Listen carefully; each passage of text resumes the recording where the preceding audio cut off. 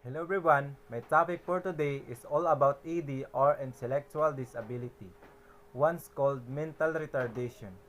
Is characterized by below average skills or mental ability and a lack of skills necessary for day-to-day living. People with intellectual disability can and do learn new things but very slowly. According to my research, some of the very first references to the intellectual disability date back to the ancient Egyptians, where this concept is mentioned in Papyrus of Thebes over 3,500 years ago. The ancient Romans and Greeks viewed that children are born with an intellectual disability because the gods are angry. What is an intellectual disability?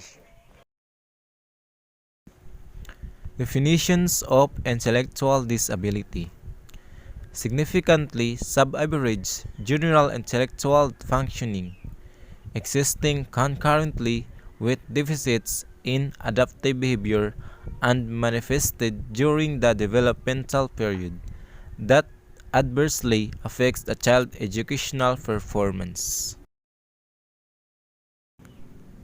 Other definitions of intellectual disabilities: impaired intellectual functioning, limited adaptive behavior, need for supports, and initial occurrence before age 18.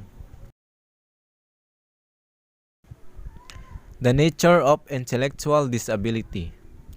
Mental retardation or intellectual disability is a term used when a person has certain limitations in mental functioning and skills such as communicating, taking care of himself, herself, and social skills. These limitations cause a child to learn and develop more slowly than a typical child.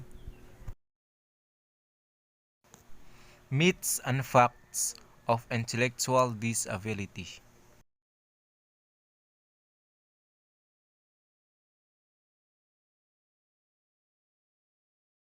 Persons with ED cannot make decisions. Adults with developmental disabilities cannot live independently.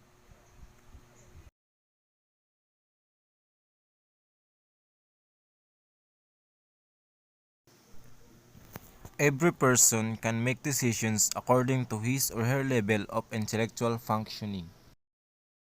Some individuals require daily assistance, and others prefer to live with their families, but many are completely capable of safely living in their own home. There are four levels of intellectual disability. Mild intellectual disability.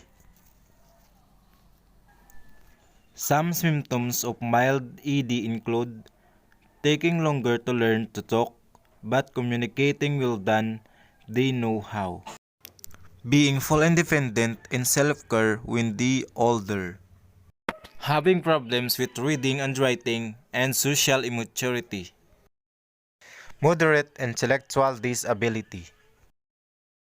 They may exhibit some of the following symptoms: are slow in understanding and using language, may have some difficulties with communication, can learn basic reading, writing, and counting skills.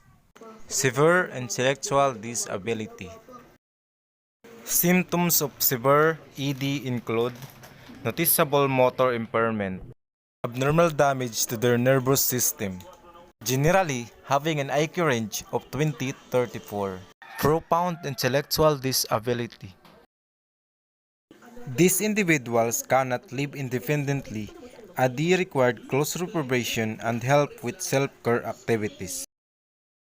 They have very limited ability to communicate and others have physical limitation. There are types of intellectual disability. Fragile X syndrome. Fragile X syndrome is the most common known cause of an inherited intellectual disability worldwide.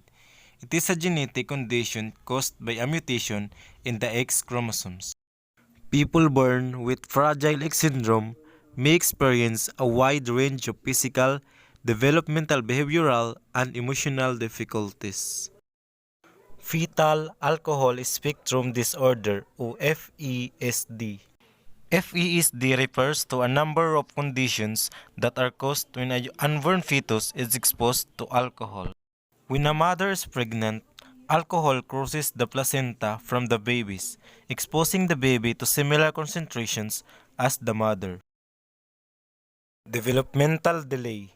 When a child develops a slower rate compared to other children of the same age, they may have a developmental delay. Sometimes, children with a developmental delay may not talk, move, or behave in a way that's appropriate for their age, but can progress more quickly as they grow. Prader-Willi syndrome or PWS. PWS is a rare genetic disorder which affects around 1 in 10,000 to 20,000 people. This ability is quite complex and it's caused by an abnormality in the genes of chromosomes 15. One of the most common symptoms of PWS is a constant and insatiable hunger which typically begins at 2 years of age. Down syndrome. Down syndrome is not a disease or illness. It is a genetic disorder which occurs when someone is born with a full or partial extra copy of chromosomes 21 in their DNA.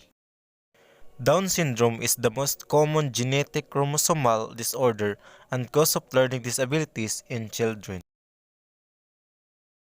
Environmental and other causes. Sometimes, an intellectual disability is caused by an environmental factor or other causes. These causes can be quite varied but can include problems during pregnancy such as viral or bacterial infection, complications during birth, malnutrition, trauma, and etc. Intellectual disability can be cured. ED is not a disease and cannot be cured. However, early diagnosis and ongoing interventions can improve adaptive functioning throughout one's childhood and into adulthood. And that's all. Thanks for watching.